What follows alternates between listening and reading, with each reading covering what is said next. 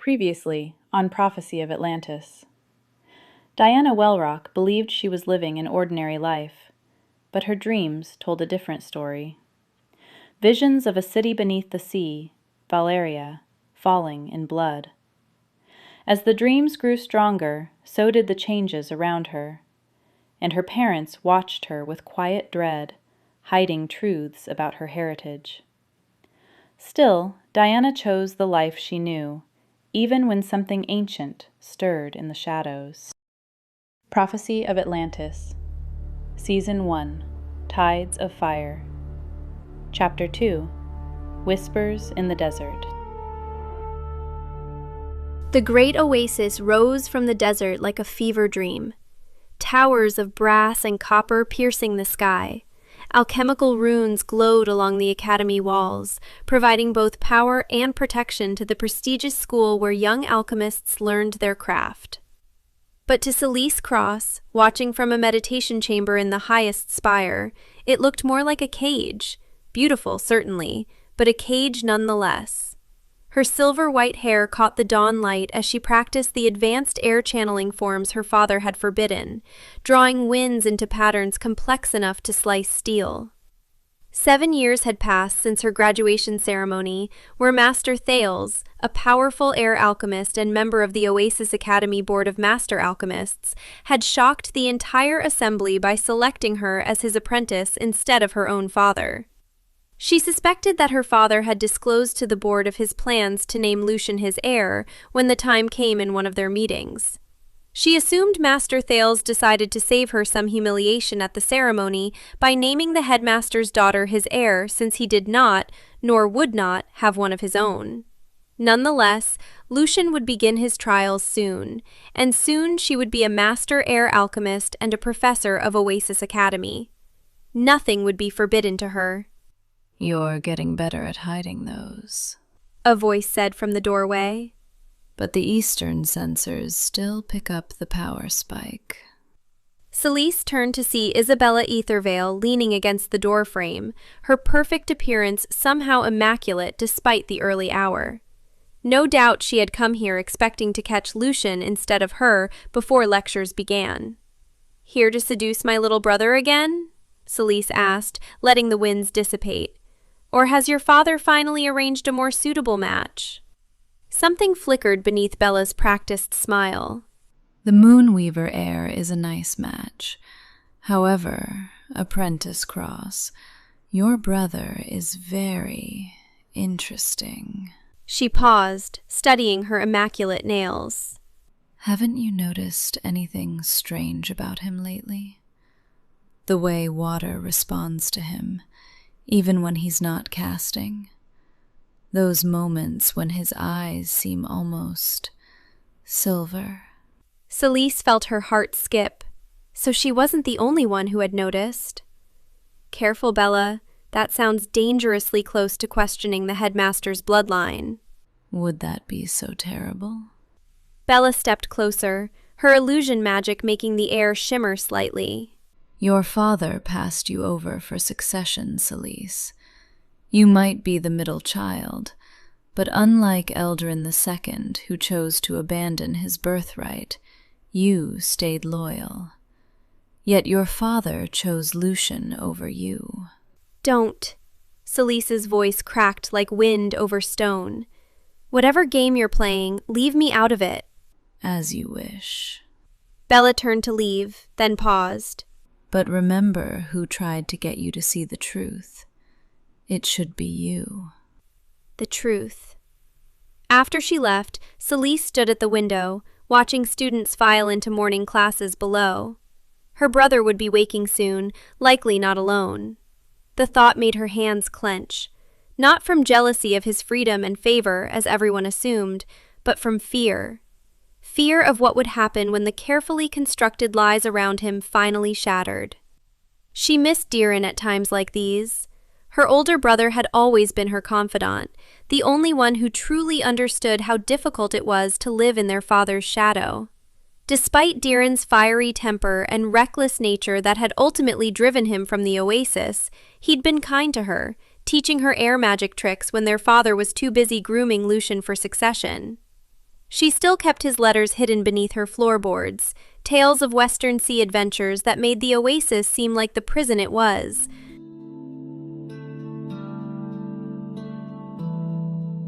In the initiate dormitories of the Fire Alchemy Wing, Lucian Cross opened his eyes, the echo of waves still rushing in his ears. He'd been dreaming of her again, the mysterious girl whose face he could never quite see through the brilliant light that surrounded her. Caramel skin dusted with freckles that seemed to hold stars within them, and green eyes that pierced through dimensions. Something about her. Not that it mattered. He was the Academy's star pupil, son of Headmaster Eldarin Cross, and he had his choice of female companionship among the student body. Dreams were just dreams, but lately, the dreams felt more like memories. He found himself drawn to the sacred ponds around the oasis, spending hours watching the play of light on water. Sometimes, when no one was looking, he could make the water move without using any of the alchemical formulas he'd been taught. It responded to him like a living creature, eager to please. Running a hand through his black hair, artfully disheveled from sleep, Lucian smirked at his reflection. The 21-year-old was tan and tall, with the athletic build of a skilled warrior. Amber eyes, so like his father, or so everyone said, stared back at him. His face was aristocratic, and his bearing confident to the point of arrogance. Everything about him screamed, privileged, favored son, which was exactly what he knew himself to be. Eldarin had made it clear since Lucian was 8, ever since Diran, his oldest son and once promising fire alchemist, had abandoned the oasis to chase glory as a pirate in the western seas. Once, before the sea stole him, Diran had taught Lucian how to harness flame with a mere flick of the wrist. "You'll be better than me someday," Diran had said, ruffling his hair. Now the words tasted like ash. "At least one of my sons understands duty," his father had said repeatedly over the years. The memory always brought a smug smile to Lucian's face. Let Diran waste his talents on the open seas. Yet sometimes, in the dead of night, he wondered if it was Diran who had escaped, and him who had been left behind. The golden triangle marking on his stomach, a birthmark, his father had always said, itched slightly. Lucian pulled up his shirt to study it. The mark seemed to pulse in time with his heartbeat, and sometimes he swore he could feel something else beneath it, like a second heartbeat trying to break free. The fire runes etched into his academy robe felt heavier lately, as if they were weighing him down, even as the sacred waters whispered for him to dive deeper. He shook off the thought. Fire was his birthright, his destiny. These strange longings for water were merely distractions. The ancient books said alchemist bloodlines could manifest in strange ways, like Celise and her silver-white hair. Nothing to worry about. Last night's dream lingered, underwater corridors of a palace he'd never seen but somehow knew, and the girl with green eyes calling his name. Diana. The name had come to him clearly, though he was certain he'd never met anyone by that name. And somewhere out there, the girl in his dreams waited, her eyes the green of ancient forests, calling him toward a destiny he wasn't sure he wanted. A soft knock at his door interrupted his thoughts. "Go away, Celise," he called out, assuming it was his sister coming to scold him about missing early morning training again. "It's not Celise," a sultry voice replied. The door opened to reveal Bella Ethervale. Her blonde hair fell in perfect waves past her shoulders, her uniform modified to show just enough skin to be tempting while still technically following dress code. "I thought we could continue what we started in the Night Bloom Garden last night, before your sister came along and interrupted." "Some of us have training, Bella," he said, though his smirk suggested he was considering being late. Again. "That's never stopped you before," she purred, stepping closer. The air around her shimmered slightly, a sign of her family's particular talent for illusion magic. Lucian pulled Bella to him, one hand at the small of her back, the other tangling in her perfectly styled blonde hair. Her illusion ether magic shimmered around them like a veil. The kiss was hungry, practiced, both playing roles they knew well. Her lips tasted of sweet desert flowers and ambition. Lucian pulled away from the kiss, something cold settling in his chest despite the heat of their embrace. The dream girl's face flashed in his mind, Diana, if that was truly her name, and Bella's touch suddenly felt wrong. "Another time, perhaps," he said, his voice carrying that practiced charm that usually worked so well. But his eyes caught his reflection in the window again, silver bleeding through amber, and he added, "I have matters to attend to." Bella's perfect features arranged themselves into a careful pout, but her hazel eyes glittered with something sharper than mere disappointment. She moved closer, but instead of reaching for him, she reached for the pendant he always wore, the silver one, with the strange wave pattern that his father claimed was a family heirloom. Haven't you ever wondered why water magic comes so easily to you, when your main affinity is fire, like your father's? Lucian caught her wrist before she could touch the pendant. "I excel in all 7 elements, Bella," he said, his voice losing its playful edge. "To be headmaster and the lord of the alchemists, nothing else will do." He looked her in the eyes and stepped closer to her. "Careful. You're starting to sound like the conspiracy theorists who think the oasis harbors sea creatures in disguise." But even as he spoke, memories flashed through his mind. The way he could hold his breath impossibly long during swimming in the deepest pond, how his skin sometimes seemed to shimmer with hidden patterns in certain lights, the strange dreams of underwater cities that felt more like home than the desert ever had. At it again, I see. Celisa's voice cut through the tension. She stood in the doorway, her silver-white hair pulled back severely, her amber eyes, truly amber, unlike Lucian's sometimes shifting ones, hard with something that might have been fear. Lucian released Bella's wrist and took a step back. Bella, I believe your father is looking for you. Something about an arranged meeting with Malik Moonweaver? Lucian flinched, hearing his best friend's name. Bella's perfect features twisted briefly before smoothing into a practiced smile. "We'll continue this later," she told Lucian, her eyes moving to his bare chest and back to his eyes. She brushed past Celise with just enough force to make it intentional. Must you? Celise asked once Bella was gone. Father's trying to arrange an alliance with the Sunfire family. Their daughter, Telia, "Is cold and calculating," Lucian cut in, pulling on his academy uniform, deep red silk robes with gold runes that marked him as both a senior student and the headmaster's son. "And I'm not interested in arranged marriages. I'm not interested in marriage at all." The board meets next week, Celise said. They'll want to know Father's successor is ready, that he takes his position seriously. She hesitated, then added quietly, That he's truly invested in the well-being of the oasis. "What's that supposed to mean?" Nothing. Celise wouldn't meet his eyes. Just be careful with Bella. Her family has always wanted control of the academy. They'll use anything, or anyone, to get it, including turning you against Malik. Lucian started to respond, but movement caught his eye. Through his window, he could see the sacred pond in the courtyard below. The water was moving strangely, forming patterns that looked almost like writing before dissolving back into ripples. The ripples seemed to call to him, not in words, but in a language older than stone and fire, a language that felt stitched into the marrow of his bones. You see it too, don't you? Celise asked softly. The way things are changing. The way you're changing. Lucian's cocky smile faltered for just a moment. Sometimes he wondered if this was really what he wanted, to follow in his father's footsteps, to be bound to the oasis forever. Diran. Sometimes, when he stood at the edge of the sacred ponds, he felt something calling to him from far away. But those were dangerous thoughts. He was Lucian Cross, son of the great Eldarin Cross, future headmaster of the academy. What else could he possibly be, except something he was never meant to become?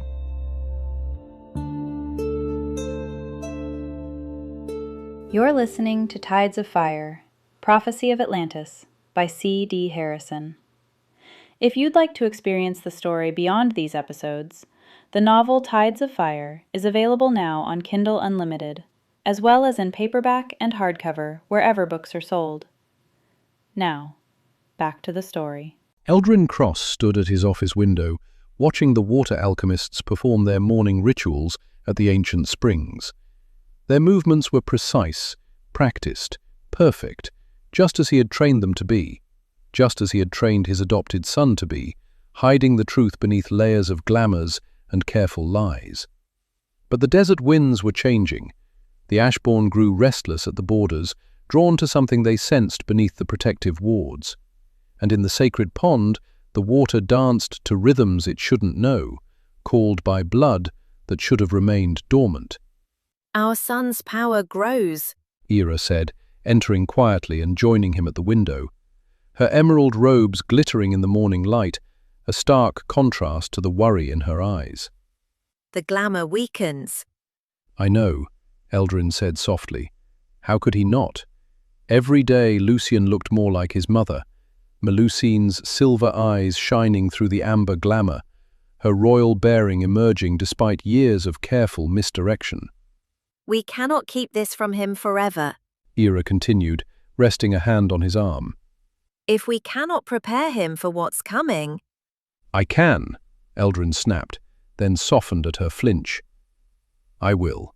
The marriage to the Sunfire Girl will bind him more firmly to the desert, and once he's invested as my successor, the old blood will matter less than his position." Ira made a sound that might have been laughter, but held no mirth. "Keep telling yourself that, my love. But remember, water always finds its way home." After she left, Eldrin touched the glass, frost spreading from his fingers. He had promised Melusine he would keep her son safe. He had not promised to keep him free. The eastern courtyard stood empty, save for two figures moving in perfect synchronization. Master Thales, tall and lean, with silver-streaked hair that never seemed to lie flat, demonstrated a complex series of movements that made the air between his palms compress into a visible sphere of swirling currents. "The secret is intention, not force," he instructed as Celise mirrored his movements. Her silver-white hair, the mark of her unique connection to air, flowed around her face despite the absence of wind. "Air responds to guidance, not command. It cannot be bullied like fire or persuaded like water." Celise nodded, her concentration evident in the slight furrow of her brow. The sphere between her hands wavered slightly before stabilizing.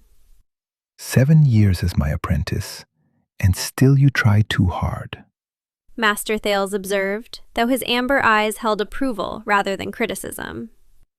"Your father's influence, no doubt. Eldarin has always believed mastery comes through discipline." "And you believe it comes through surrender," Celise replied, a hint of the old argument in her tone. She allowed her sphere to dissipate, the compressed air releasing with a soft sigh. Master Thales smiled, his weathered face crinkling. "Not surrender. Harmony. There is a difference." He gestured to the practice targets at the far end of the courtyard, metal discs of varying sizes suspended from copper chains.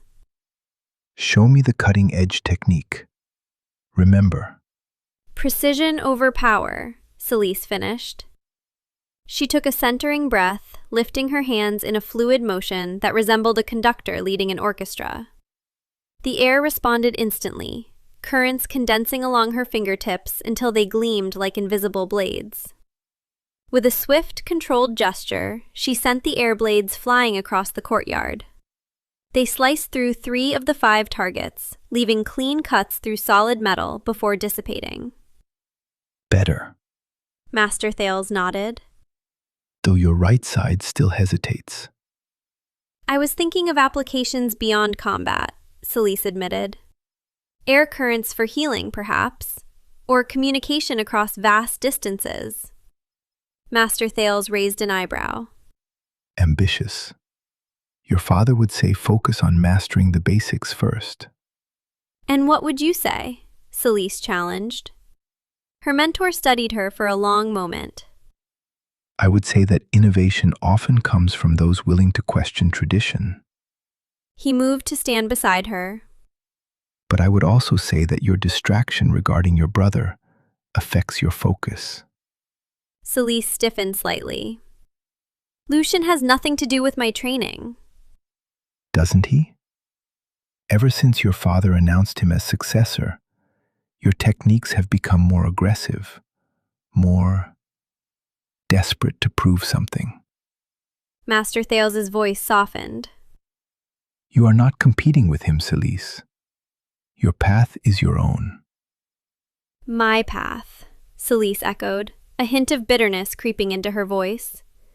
As the daughter passed over for succession, the heir alchemist in a family that prizes mastery of all elements. As the finest heir apprentice I have ever trained. Master Thales corrected firmly. Who sees possibilities in our element that even I had not considered.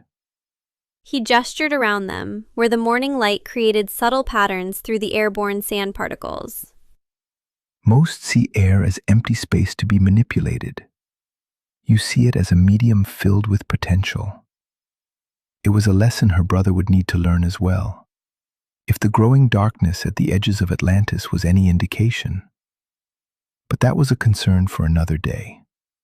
For now, Master Thales focused on his apprentice, correcting her form as she wove increasingly complex patterns in the air, preparing her for challenges neither of them could yet foresee.